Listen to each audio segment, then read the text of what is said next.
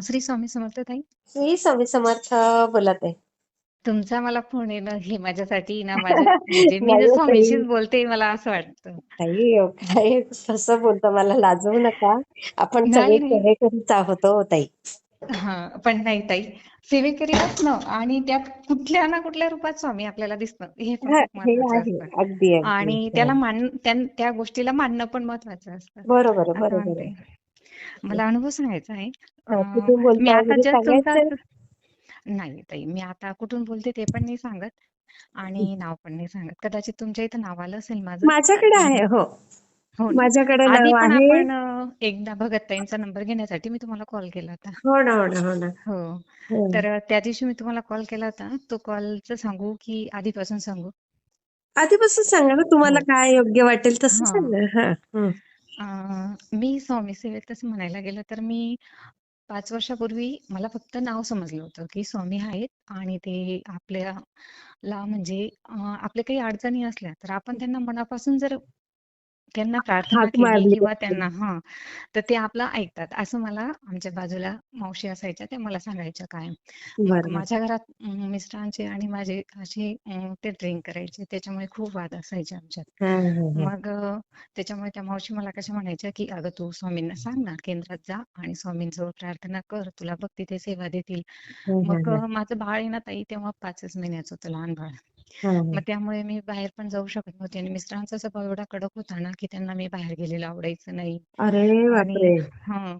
आणि गेलीच तर मग कुठे गेली, का गेली, कशासाठी गेली सगळं सांगून जावं लागायचं. बापरे. मग मला भीती वाटायची, की नको त्या गोष्टींमुळे अजून रिकामे दुसरेच उगाच भांडणी नको हं. डोक्याला काहीतरी हां. ताणायचं. हं.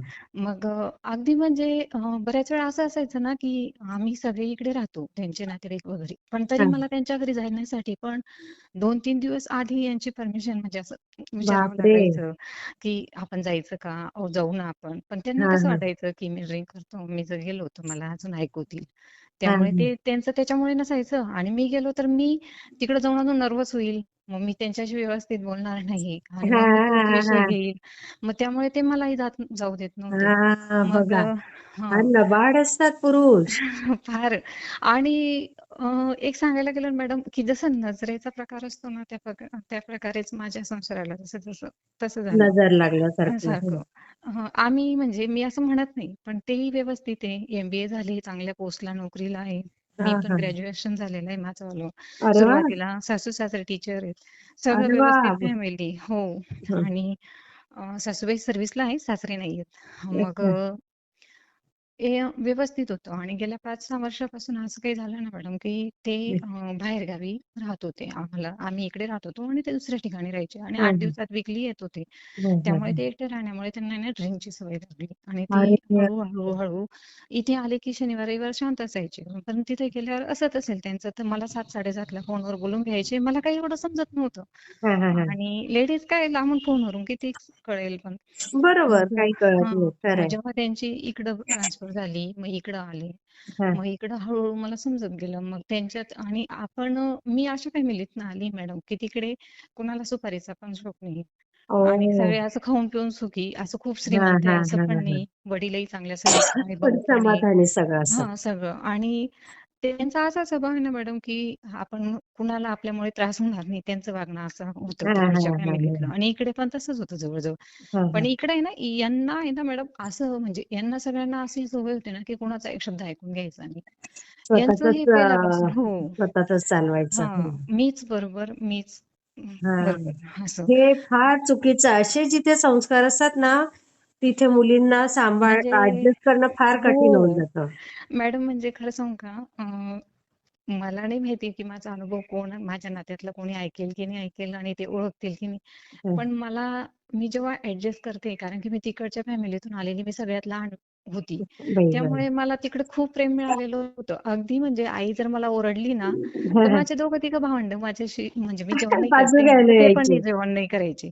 तू आई. तिची म्हणजे आईला म्हणायचे, की "तू तिला सांग, की तू जेवशील तरच आम्ही जेवण करू. तू तिला का मारलं? अरे जाऊ दे ना, बापरे! चुकू दे ना." इथपर्यंत होतं मॅडम. आणि इकडे तर अय्या! एकदम अपोझिट. इकडे म्हणजे प्रत्येक अगदी छोट्या-छोट्या गोष्टींना म्हणजे बाहेर जाण्यापासून सांगते ना, की बापरे! अगदी फोन जरी कुणाचा वाजला ना, तरी मी त्याला सांगायची, की "अरे, आईचा जरी आला तरी, आई मी नंतर बोलू, चालेल?" नंतर बाई बोलते. गं! म्हणजे समोर बोलण्याची सुद्धा माझी हिंमत नव्हती. असं इकडे असं बापरे! होतं. हां. मग बापरे! कसं केलं असेल हो ताई? नाही म्हणजे हो काही मॅडम. बोलायचंच काम आहे ना हो ताई हे. हां. मग आहे ना, मग ते काय कंटिन्यू घरात नसायचे ना, म्हणून मग मी त्यांना काय आणायची, की जाऊ दे ते गेले की मग मी बोलेल. पण असं फ्रीडम मला कधीच मिळाला नाही, की हां. ठीक आहे मी पण घरात आहे, तू हे करते ना, मी करून घेतो. जा तू तुझ्या मम्मीचा फोन आहे हो, बोलून घे. हो, कुठूनच नाही. हो. ना सासूकडून मिळालं ना नवऱ्याकडून, ना ऑल बाई कुठल्या गं! फॅमिलीतल्या कुठल्या मेंबरकडून. असं कुणाचकडून असा सपोर्ट मिळाला नाही. मग बापरे! त्यानंतर आईला थोडं-थोडं कळत होतं. पण ती कशी म्हणायची, की जाऊ दे आपल्या समाजात असं असतं, की मुलींना ॲडजस्ट करूनच घ्यावं लागतं. हां, हां, म्हणून मग हां. चालत होतं, चालत होतं. मग 5 वर्षापूर्वी मला बाळ झालं. मग आम्हाला आधी एक मुलगा होता. मग मिस्टरांचं म्हणणं होतं, की मला मुलगीच पाहिजे. अच्छा, आता ते अच्छा. काय आपल्या हातात असतं का? आणि ते बरोबर. 8 वर्षांनी होणार होतं म्हणून सगळ्यांना वाटत होतं, की मुलगी होईल, मुलगी होईल. हं. झाला मुलगा. तर अरे, त्याचा अरे! परिणाम हां, झाला मुलगा. मग त्याचा परिणाम म्हणा, की त्यांना ती व्यसनाची सवयच म्हणा किंवा हं. ते इथं आले, इथं त्यांना आधीची वागणूक मिळत होती, त्यानंतर मिळालेली म्हणा किंवा ते अचानक ते प्रमोशन, अचानक पोझिशन मिळाल्यावर एक इगो येतो माणसामध्ये हो, ते हो, म्हणा. हो, मला नाही हो. माहिती की त्याला कारण काय होतं नेमकं. हां, पण हां. या सगळ्या गोष्टी झाल्या ना मॅडम, तर ते हां. इकडे इतके म्हणजे त्यांची एवढी डेअरिंग वाढली की ते कुणालाही घाबरत नव्हते. डायरेक्ट अरे बिनधास्त बापरे! पीत हां, बिनधास्त दारू. म्हणजे दिवस उगला, की जायचं ऑफिसला, थंब लावायचा, पोरांना सांगून द्यायचं, तुम्ही कामं करा, मी येतो. अय्या! आणि स्ट्रिक्ट स्वभाव असल्यामुळे काय झालं, सुरुवातीला पोरांनी 1-2 वर्ष सांभाळून घेतलं, की हो सर, हो सर, हो सर. हे हां, पण हां. बँक म्हणजे हे पण ज्या जागेत होते ना, तिथे राहायचे दिवसभर. हां, पण हां, हां. नंतर त्यांची हिंमत वरच्या म्हणजे असल्यामुळे त्या वरच्या सरांनाही नव्हते घाबरत ते. त्यांना पण बापरे! मी माझी कामं करतोय ना, मग मला बोलायचं नाही. मग ओह! त्यांना पण कुठेतरी कळत होतं, की तुझे कार्यक्रम असे असतात, तसे असतात, असं तसं. तर हां. ते ह्यांचं बोलणं काय होतं, तुम्हाला काम पाहिजे ना, माझं काम आहे, माझं टार्गेट हां. आहे, मला बोलायचं नाही. मग ते ओह! पण त्यांनाही म्हणजे बाकीचं वैयक्तिक बोलण्याचा अधिकार नसतो ना. कारण की बरोबर आहे, 1-2 वेळा मी बरोबर आहे. त्यांना भेटली पण सरांना, की तुम्ही तुमच्या पद्धतीने करून घ्या. पण हां. त्यांचं म्हणणं पडलं, की आम्ही वैयक्तिक कुणाच्या इंटरफेअर नाही आयुष्यात करू नाही शकत. बोलू शकत. अगदी बरोबर आहे. हां. तर मग मग त्या मावशी माझं बाळ सांगते ना मी 5च महिन्याचं आणि मग बाई त्या पिरियडला गं! आई डिलिव्हरीला आलेली होती आणि आता माझ्या आईचं 68 चालू आहे. म्हणजे 5 बापरे! वर्षापूर्वी 62 वगैरे असेल. म्हणजे मग वयस्करच ना. हां. तर त्यांच्याकडनं काम वगैरे पण नव्हतं होत. पण ते कामाचं काही वाटत नव्हतं मॅडम त्यांना. पण बरोबर. ज्यावेळेस त्यांचा जावई अशा कंडिशनमध्ये त्यांनी फर्स्ट टाईम पाहिलं, की हा इतका ड्रिंक करतो आणि आपल्याला काही माहीत नाही. माहिती नाही. हो, हो, मुलीने हो. कसं सहन केलं. तेव्हा ती मला म्हणजे रात्रभर तर ती झोपलीच नाही. पण ती इतकी विचारात पडली, की 1 करून 2 मुलं आणि तू कसं काय करशील आता पुढे? बाई आणि गं! हा बाबा तर म्हणजे ते नॉर्मली पण त्यांचा स्वभाव असा आहे, की ते कुणाचं ऐकून घेत नाही आणि आता कसं बापरे! करशील? मग आईला म्हणायचे, "आई जाऊ दे, नको टेन्शन घेऊ, होईल सगळं व्यवस्थित. नको, तू बापरे! काही टेन्शन नको घेऊ." मी उलटून म्हणजे जिथे कुठेतरी मी माझ्या मनाला समजवायला पाहिजे, तिथे मी आईला समजवायची. बापरे! मग आई तसं करत मग आईने 1-1.5 महिना मला इथं थांबली माझ्याजवळ. मग मला सोबत नेलं. मग सोबत नेल्यानंतर आईने हं. माहेरी गेल्यावर मग थोडंसं त्यांना सांगितलं पण, की तुम्ही आता ही वडिलांना गोष्टी वगैरे बंद असं. करा. हां. अच्छा. हां, हां. नाही वडिलांना नाही सांगितलं. कारण की हं. भावालाही नाही सांगितलं मॅडम आम्ही आणि वडिलांनाही नाही सांगितलं, की आईला काय बोलली, "ठीक आहे, तू जर रागवलं ना, तर ते कदाचित ऐकून घेतील." माझा बरोबर. असा विश्वास होता. मग बरोबर. आणि सासू त्यांनी तर पण आईला ऐकतात काय साधारण. हां. आणि आईला मी कसं म्हटली, की "तू सांगितलं ना" आणि त्यांनी आम्हाला प्रॉमिस पण केलं होतं, की "मी आता बाहेर राहतो म्हणून अशा गोष्टी झाल्या आहे. आता याच्यापुढे नाही होणार." मग हं. आईला कुठेतरी तो विश्वास वाटत होता, बसला. की ठीक हां. आहे. पण मग इथं आल्यावर पण आम्ही आल्यानंतर 10-15 दिवस एकदम छान. परत 15-20 दिवसानंतर म्हणजे जे होतं ते चालूच होतं रेग्युलर. मग अरे! त्यानंतर आम्ही ज्या घरात राहत होतो त्या घराचं बांधकाम काढलं. मग आम्ही दुसरीकडे राहायला गेलो. हं, दुसरीकडे तर इतकं ना मॅडम, म्हणजे हं. त्यांना माझी तर पर्वा नव्हतीच हां, अजिबात. हां. पण अगदी दोघं एवढं-एवढं लहान बाळ म्हणजे एक तर मोठा होता 10 वर्षाचा आणि हा 9 वर्षाचा आणि हा 5च महिन्याचा. हं, हं. आणि इतका सुंदर बाळ आहे मॅडम माझे दोघंही बाळ खूप सुंदर दिलेत. आई गं! खूपच हां. तर त्याला बघून आहे ना बाहेरच्यांना वाटायचं, की किती क्यूट आहे, किती क्यूट आहे. कोणीही मी मॉलला जरी गेली ना, तरी त्याला कोणीही घेऊन येत होतं डायरेक्ट. अय्या! कुठे बाहेर फिरायला गेला ना, तरी त्याला, हं. "अरे, तुमचं बाळ आहे, काय छान आहे." आणि तो आहे ना ॲक्टिव्ह पण खूप आहे. म्हणजे हां, असं हां. एक्सप्रेशन वगैरे पण देणं, ते हां, करणं. हां, त्याच्यामुळे हां. त्याच्यामुळे ना ते कुठेही गेलं ना, तर त्याला लगेच हे आवरून करायचं. जाणार आणि सगळ्यांना. घरी घरी असं होतं, की जेवढा वेळ ते असले ना घरात तर तेवढा वेळ चांगलं. आणि जर त्याने ड्रिंक केली की ते परत मग ते बाळ नको, तू नको आणि मला कोणीच नको. अगो बाई. म्हणजे नंतर हळूहळू असं झालं ना की त्यांना हळूहळू आमचा तितकार आला, नंतर आई वडिलांचा आला, नंतर भाऊ बहिणीचा आला. बापरे. असे एक एक जण त्यांच्या यादीतून कमी होत गेले. आणि असं करत करत त्यांना मॅडम असे हे 4 वर्ष निघत गेले. त्यांना सगळ्यांनी समजवलं, म्हणजे सगळ्यांना कळलं. जेव्हा ते इथं आले तेव्हा सगळ्यांनाच कळलं ना, कारण की अशा गोष्टी काही लपून राहत नसतात. लपून राहत नाही. अगदी हा, बरोबर आहे. घरही बांधलं ना मॅडम हं, मग मी तिकडे भाड्याने गेली ना दुसरीकडे राहण्यासाठी. हं, तर तिथल्या मावशी मला जेव्हा आमचे वादविवाद बघितले ना, तर त्या बाजूच्या मावशी मला सतत म्हणायच्या, बघ तू आहे ना हं, एक काम कर, हं. की तू आहे ना जा केंद्रात, तिथेच होईल व्यवस्थित तुझं, बघ तू. हां, आणि हां, हां, त्यांनी हां. मला ऐक्य मंत्र ऐक, मग नाही होत ना तुझ्याकडनं तर तू ऐक्य मंत्र ऐक. मी हं. तो मंत्र पण ऐकायची. मला तेव्हा काहीच नव्हतं माहिती, काहीच नाही. हां, हां. मग मी ऐकायची मग ते. पण मी मावशींना कसं म्हणायची, मावशी बघा ना, मी एवढं ऐकते, एवढं मनापासून बोलते, तरी पण नाही होत. माझी का देव इतकं नाही ग, हं, आपले प्रारब्धाचे भोग असतात ते हं, हं, आपल्याला भोगावेच लागतात बघ थोडे दिवस. हे बघ हं. तुझं बाळ इतकं सुंदर आहे ना, ते खूप तुला हे करेल आई गं, असं. अंगावर शहारे आणि येतात हो ताई हे सगळे. आणि मॅडम मला झालं असं होतं ना, हं. की मलाच थोड्या थोड्या गोष्टी माहिती होत्या, तर मी कशाला दुसऱ्या बाळाची रिस्क घेतली. एक राहिलं असतं तर हां. ठीक होतं, एक होतं तर एकाच आपण सगळे मिळून करून घेतलं करून असतं. घेतलं असतं. बरोबर हां, आहे. पण मी 2-2 बाळांची जबाबदारी मी एकटी पण उचलू शकत नाहीये. मी आई त्यांना सोडू पण गं. शकत नाहीये. नाही, बरोबर म्हणजे आहे. कंडिशन मुलगा. अशी होते ना मॅडम, की मला बरेच जण सांगायचे, की "तू नको राहू त्यांच्यासोबत. त्यांना बघा. तुझी एवढीशी पण पर्वा नाही ना, तू राहूच नको." अगदी म्हणजे माझे बापरे! वडील, आणि जेव्हा वडिलांना माहिती पडलं ना, तर बाई वडील गं. तेच म्हटले, की "आम्ही तुला एवढी तळहाताच्या फोडासारखी जपली बाई गं. आणि इकडे तुझे इतके हाल आहेत. तू आहे ना सोड आणि चल." बापरे! मग हं. मी म्हणायची नाही. आणि मी इतकी स्वाभिमानी, म्हणजे जर मी इतकी हट्टी होती मॅडम, तर मग माझा स्वाभिमान पण तितकाच सगळ्यांमध्ये महत्वाचा होता ना. हो, हो. बरोबर आहे, बरोबर आहे. मग मी वडिलांना सांगायची, की माझ्यात एवढी डेअरिंग आहे, की मी हे सगळं हँडल करेल. तुम्ही काही टेन्शन नका करा माझं. बापरे! मी सगळं हँडल करेल. हं. वडीलही आले ना मॅडम, तर 2 दिवस सुद्धा तो माणूस शांत बसत नव्हता. त्यांच्याशीही भांडण वगैरे करून. बापरे! हं. म्हणजे काय होतं आणि काय झालं? असं. आणि आणि म्हणजे मग कधी सासरचे ताई त्यांना मग तुमचे? नाही, सासूबाई पण मला सपोर्टेड होत्या. पण हे त्यांचं पण नव्हत्या ना ऐकत. हां, हां. ते पण आल्या का हं. त्यांच्याशी पण भांडण करायची. तिचंच ऐकतात तुम्ही, तुम्ही तिचंच सगळं, मी तुमचा मुलगा असून तुम्ही माझं काहीच ऐकत नाही. मग सासूबाई म्हणायच्या, "अरे बाळा, तू तुझी एक गोष्ट सोड.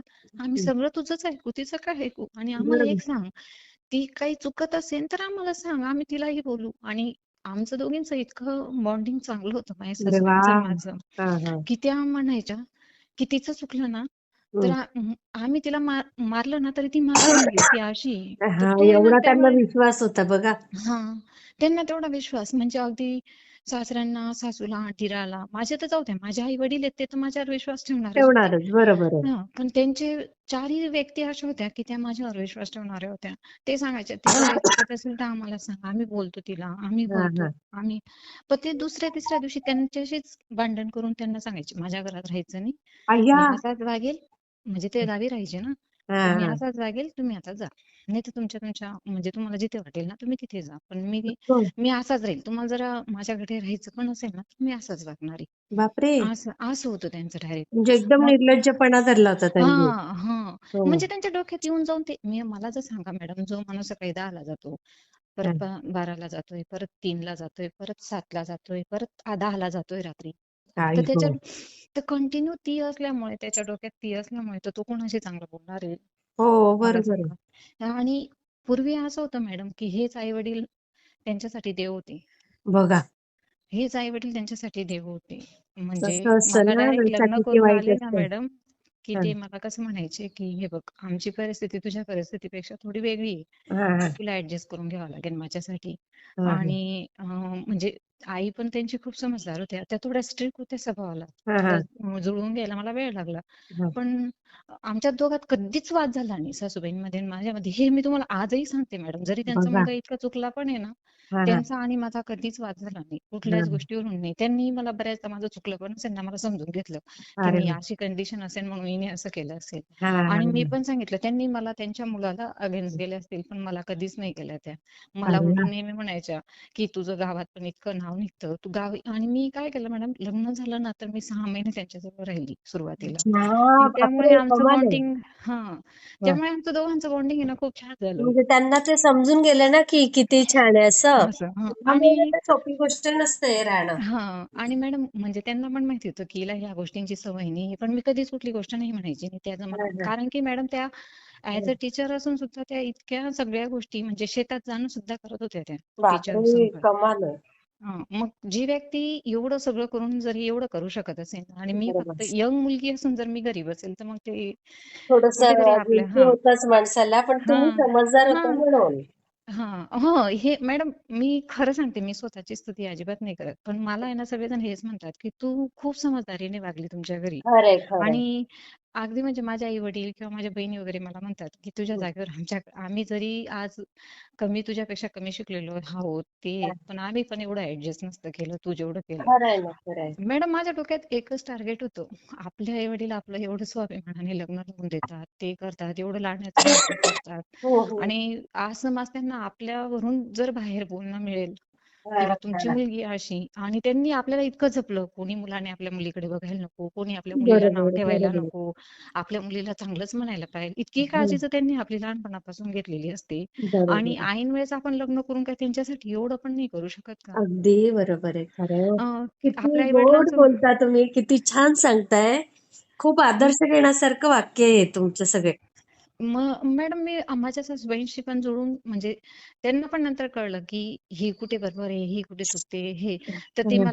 त्या मला बऱ्याच वेळा म्हणायच्या, की तुला माझ्या ह्या गोष्टींचा राग आला असेल ना, मी तुझ्याशी अशी वागली तर नंतर, जेव्हा हां, हां, हां. थोडंसं संतापात म्हटलं जायचं, हां, मग नंतर हां. म्हटलं, अगं जाऊ दे, माझ्याकडनं कसं झालं ते, असं असं झालं ना, त्यामुळे सगळा राग तुझ्यावर निघाला. आई पण मला गं! माहिती किती होतं, की गोड ह्या, ना त्या पण. हां, त्या म्हणजे त्या आहे ना मला सांगून पण द्यायच्या, की असं झालं ना गं, त्याच्यामुळे असं झालं. आणि हं, बऱ्याच वेळा आहे ना मॅडम, हं. त्यांच्या मुलासाठी ना त्यांनी मला खूप रागवलं पण, मुद्दामहून त्यांच्या समोर. मला हां, कळून पण हां. जायचं, की हे मला त्यांच्यामुळेच रागवतायत असं. हां, तर हां, मला हां. त्या खूप रागवल्या पण ना, तर यांना खूप छान वाटायचं. हां, मग तू आहे ना तिच्याशी असंच यांना काय क्रॉसली होती मी काय माहिती मॅडम. बरं. यांना आहे ना, जो मला म्हणजे मला जर आता तुम्ही जो म्हटलं ना, की चांगलं मी, म्हणेल ती हां, व्यक्ती त्यांना आवडायची मला नाही म्हणजे. क्रॉस होती. हां, त्यांना क्रॉस होती डायरेक्ट. मला जो चांगलं म्हटलं, की ती हां, व्यक्ती हां. त्यांना क्रॉस. मग ते माझ्या सासूबाईंचं आणि माझं चांगलं होतं हे त्यांना करेक्टली माहिती होतं.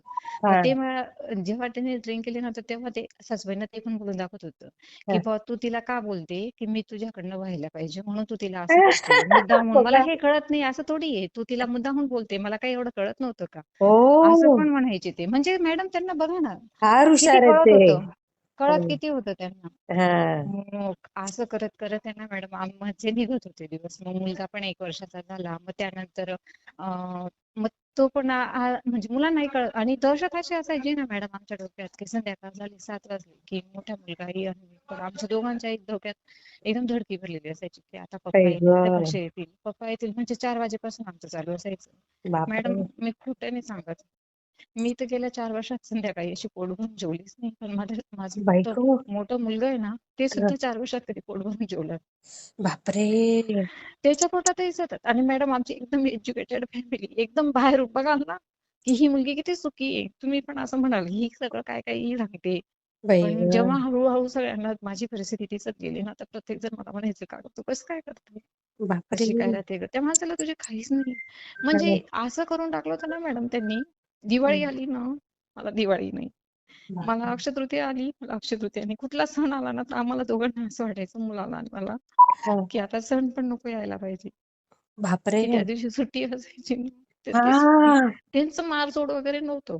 हां. पण ते वागत असे होते मॅडम, आणि बोलत, आणि इतके म्हणजे घरात आले ना, हं. तर काहीतरी म्हणजे जर त्यांच्याशी आम्ही ठरवून घेतलं मुलाने, मी नाही, आपण बोलायचं नाही, ते आले की आपण वरती झोपायला निघून जाऊ, किंवा आपण वरती चालले जाऊ. हां, हां. तर खाली आदळआपट करायची जोरजोराने. जर आपण काही बनवलेलं असेल स्वयंपाक, तर तो बाहेर फेकायचा. अय्या! इथपर्यंत? असं असं करायचे. हा, म्हणजे नाही बोलत ना तू, तर घे मग, मी असं करतो.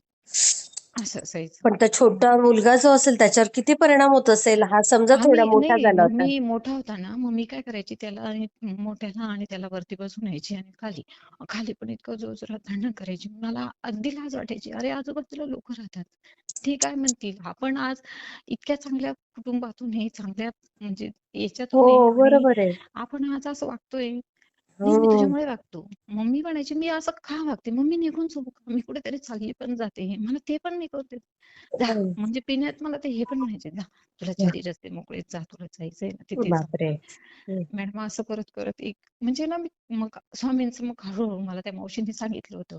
हा मग मला ना आमच्या बाजूचे काका, आम्ही जेव्हा आमच्या घराचं काम कम्प्लीट झालं आम्ही इकडे आलो. हा मग त्यानंतर मला आमच्या बाजूला पण एक काका राहतात. ते मॅडम जसं तुम्ही म्हटले ना की तू खूप गोड बोलते, हा हा तसं मला आमच्या कॉलनीतून सगळे म्हणतात की तू कधीच कुणाच्या अगेन्स्ट बोलत नाही, कुणाला वाईट बोलत नाही. म्हणून आणि हा मी काय मॅडम मी कदाचित तशी राहिली पण असते उद्धट.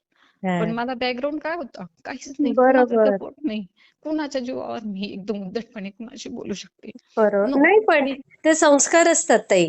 कोणाच्या जीवावर वगैरे नाही, किती काही असेल ना तर ते मुळातलंच असतं, तुमच्या आणि फॅमिलीतनं हे झालेलं हे असतं. तेवढंच खरं पण आहे की मी लहानपणापासून मी कधीच कुणाशी भांडायची नाही. कारण की मी हा सगळ्यांची लाडकीच होती ना, म्हणून भांडण्याचा हा. प्रश्नच नव्हता आलेला. बरोबर. तर मग ते मला म्हटले की तू साईबाबांचं करते ना? म्हटलं हो. हम्म. मग माझ्याकडे ना साईबाबांची पुस्तकं आहेत. मग तू आहे ना दादांसाठी काहीतरी कर ना. मग हम्म. त्यांनी ना मला ते पुस्तकं दिली आणि ते पुस्तकं निघाले स्वामींचे आणि त्यात निघालं स्वामी हा. साईराम अरे.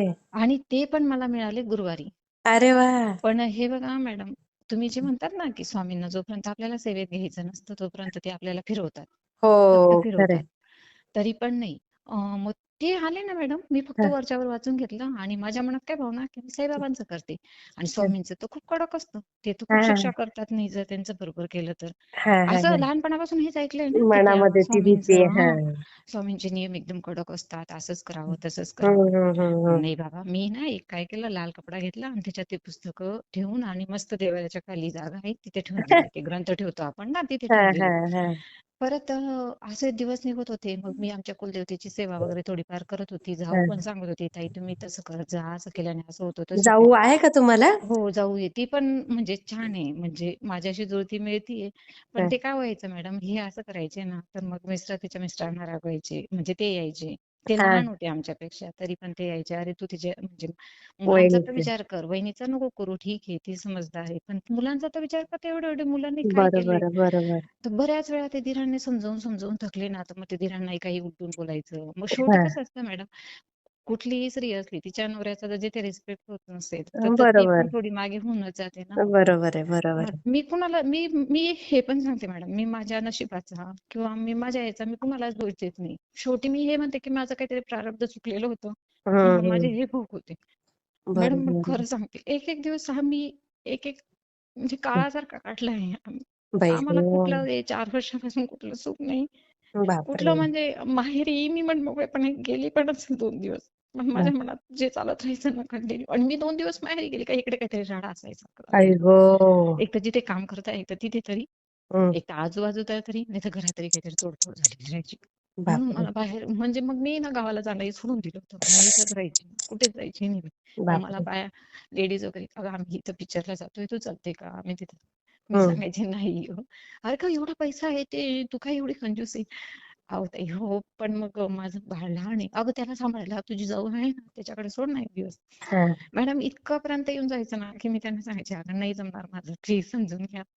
तर मग नाही आवडत का त्यांना नाही आवडत. त्यांना त्यांच्यासोबतच गेलेलं आवडतं. असं म्हणून द्यायची मग मी बाई बऱ्याच वेळा समोरची गं! व्यक्ती समजूतदार असली ना, तर मग हां. तिला मी सांगून द्यायची, की माझ्या मिस्टरांना काही आवडत नाही. हां, तुम्ही हां, जा, हां. मी नाही येत. तर मग बापरे! असं करत मॅडम आता गेले आणि हां. त्यांनी काय केलं मॅडम, आज ज्या माणसाला 1,00,000 पगार आहे, मी असं नाही म्हणत 1,50,000 आहे, 1,00,000 पगार तर कम्प्लिटली आहे. ते कुणाला सांगत नाही. पण मी पाहिलं असेल म्हणजे ना? हां. पाहिले हां. तर एवढा पगार असल्यावर फक्त एक घराचं लोन होतं मॅडम माझ्यावर फक्त बस. दुसरं किती? काहीच नव्हतं. फक्त घराचं लोन होतं फक्त 17,000-18,000चा हां, हप्ता. हां, हां. एवढ्या पगारातून त्या माणसाने आजच्या कंडिशनला 10 ते 12 लाख रुपये कर्ज करून ठेवलंय वेगळं. अय्या!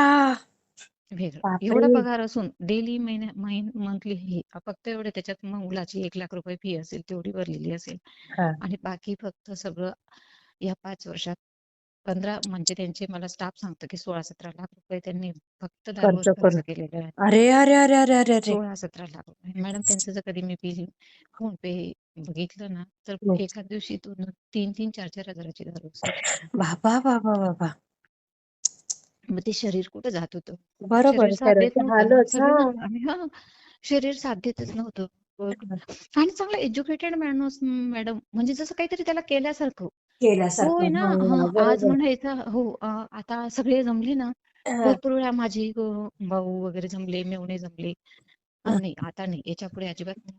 जर वाटलं तर तुम्ही तिला घेऊन जा, असं करा. आई वडील सांगायचे, आम्ही आमच्या मुलीला घेऊन जातो, आम्ही जे हा. खाऊ ते खाऊ घालू, पण आम्ही आता नाही ठेवणार तिला असं. बरोबर आहे, साहजिक आहे. हा कुठल्या आई-वडिलांना सहन होईल हो ताई? हा. मग आणि इकडे त्यांचे भावंड पण चांगले होते, ते पण म्हणायचे तू आणि त्यांचे ना म्हणजे आमच्या एवढ्या इकडच्या पण परिवारात आणि तिकडच्या परिवारात हेच एक नगाशे होते की हे ड्रिंक करत होते. अरे अरे अरे. मग त्याच्यामुळे इकडच्या भावंडांनाही लाज वाटायची. एवढ्या चांगल्या पोझिशनला आम्हाला अभिमान वाटतो की आमचा भाऊ एवढ्या मोठ्या जागेवर आहे. हो हो आणि हो. तू मला दुसरे मुलांचं सांगतात की तुझा भाऊ इथं बसलेला असतो, तिथे बसलेला असतो, तिथे बसलेला अय्या. असतो. हा हा. हे ऐकल्यावर, बारचे नाव ऐकल्यावर आमची एक धडकी भरते बाबा असं. बरोबर की आहे, तू बरोबर. तिथे इतका बिंदास बसलेला असतो आणि तू इतका बिंदास कसं काय बोलतो? आपल्या घरात तर कोणी नाही, मोठ्यांचाही काही रिस्पेक्ट ठेवत नव्हते. होय गो. मग असं 2-3 वेळा बैठकी बसल्या, ते झालं, पण काहीच नाही. परत 8-10 दिवस झाले तर तेच ते. अरे परत अरे. मग शेजारी वगैरे माझ्या आईशी चांगले रिलेशन होते, सासूबाईंशी चांगले. त्यांना सांगायचे, अहो त्या मुलीचे खूप हाल आहे तू. माझ्या भावालाही सांगायचे, अरे तू तिला घेऊनच जा. अहो काका आम्ही काय करू? ती येत नाही आमच्यासोबत. हा अरे हा. नाही रे, पण अशामुळे नाही का तुझी काहीतरी होऊन जाईल, असं लोकांना वाटायचं. अय्या. हा ती हा. काहीतरी कमी जास्त निर्णय. आणि मॅडम खरं सांगू का, मी फक्त आजीवन म्हणजे मी केलं नसतं. मी तेवढी इतकी हे पण नाहीये. मी बरोबर. चुकीचे असं की आपल्याला आत्महत्या मुलं वगैरे केली दिसतात. असती. हा नाही. पण जेव्हा मी लहान मुलाला बघायची ना मॅडम, तर हा. तेव्हा मला इतकं म्हणजे असं वेगळं वाटायचं ना, की देवाने मला इतकं चांगलं दिलंय, पण मी हम्म. त्यात काहीच व्यवस्थित करू शकत नाहीये. असं काही नाही ताई. सगळं छान होईल, सगळं छान होईल ताई. मग मलाही ना असं खूप वाईट वाटायचं. मी आईला पण कधीतरी असं जसं तुमच्याशी बोलते ना, तसं आईशी बोलता बोलता, आई मला माझं काहीच नाही वाटत. खरंय पण मला आहे ना मुली. माझ्या लहान मुलाविषयी खूप वाईट वाटतं, की मी त्याचे कुठलेच लाड नाही पुरवू शकले. आई ग. हो. बापरे. मग आई कशी म्हणायची, जाऊ दे गं, हे तुझे भोग आहेत ना थोडेच दिवस, मग संपून जातील. हा मग ती कशी म्हणायची, अगं आता सण येतोय, मुलांना सुट्ट्या आहे, घेऊन येऊन लागणार. हा. नाही काही आता नाही येत मी, त्यांना सुट्ट्या आहेत, ते कुठे राहतील मग. नाही मी घरीच राहते. आणि यांचं असंच असायचं, आम्हाला घरात सोडून द्यायचं आणि ते नुसतं एन्जॉय करायचं स्वतः बस. फक्त. आणि असं पण होतं मॅडम की त्यांना कोणी मित्र वगैरे होते, ते एकटे बसायचे तिथे. पण आमचे नातेवाईक म्हणजे त्यांचे भाऊ होते ना, हा. एवढे कसून लागले होते ना, त्यांचे लहान भाऊ होते त्यांच्या मागे, की हम्म. हा कुठेही बसतो, कुणासोबत बसतो, कोणी बसत असेल तर आम्ही त्याला बोलू, म्हणजे त्याला हे करू. हा हा हा हा. तर पण ते बोलणार पण तरी बघितलं ना, कोणाला? तिथे तिथे बसले तर एकटे बसायचे. आणि कितीही झालं तर बारवाल्याला थोडी आपण बोलू शकतो की तू याला नाही बसवून नाही बोलू. नाही नाही, बरोबर. खूप प्रयत्न केले मॅडम, सगळ्यांनी खूप प्रयत्न केले, पण नाही ऐकलं. मग आता 2026 उगवलं. हा. 2026 मध्ये बापरे, बघा किती वर्ष गेले हो ताई. 2020 म्हणजे तसं तर कोरोनापासून थोडं थोडं होतं, पण 20 पासून तर एकदमच म्हणजे बापरे, खूपच म्हणजे हे. 6 वर्ष म्हणजे तुम्हाला एकदम 60 वर्षासारखे गेले ते. हो हो. म्हणजे मॅडम मी खरं सांगू का, आजच्या कंडिशनला मी आज इतकी सुखी आहे ना. हा हा. पण काल बघा एका ताईंचा अनुभव ऐकला, की ती हो. म्हटली की मला आता असं कुठल्या गोष्टीचा हे पण नाही. जेव्हा ती काल बोलत होती ना, मला नाही आठवत, पण त्या असं म्हटल्या की माझे मिस्टर ड्रिंक करायचे आणि मला आता कुठल्याच गोष्टीचं हे नाही राहिलं, की यामुळे मला आनंद होईल, की त्या हा गोष्टीमुळे मला हा आनंद होईल. हा. म्हणजे माझ्या सगळ्या ते इच्छा मेल्यासारख्या बधीर होऊन. झालं मन. हा. हां, आमच्या शेजारच्या मावशी मला नेहमी म्हणतात, "काका आज लग्नाचा वाढदिवस आहे ना तुमच्या?" "काहीच नाही." "नाही हो मावशी मला नाही आवडत, जाऊ दे." "अगं बाहेर जाऊ नये कुठेतरी." हा त्यांना मी घरातलं काय सांगायचं? "नाही हा. हो मावशी मला नाही आवडत बाहेरचं. मी खात नाही बाहेरचं, तुम्हाला माहिती आहे ना." हा. म्हणजे मी त्यांना असं सांगून द्यायची, पण काय सांगायचं की बाई अगदी ग. केक सुद्धा आम्ही 5 वर्षात एक केक सुद्धा कट केला नाही मॅडम. बापरे. हम्म. आणि एक वेळ असा होता की आम्ही हॉटेलमध्ये जाऊन सेलिब्रेशन करायचो. बघा, असं होतं. म्हणजे हे व्यसन किती वाईट असतं ना. वाईट नाही मॅडम. मी तर म्हणते ना, की आपलं जर कोणी कट्टर दुश्मनही असेल ना, त्याच्या घरी सुद्धा हे व्यसन नको पाहिजे. खरंय खरंय. नकोच पाहिजे.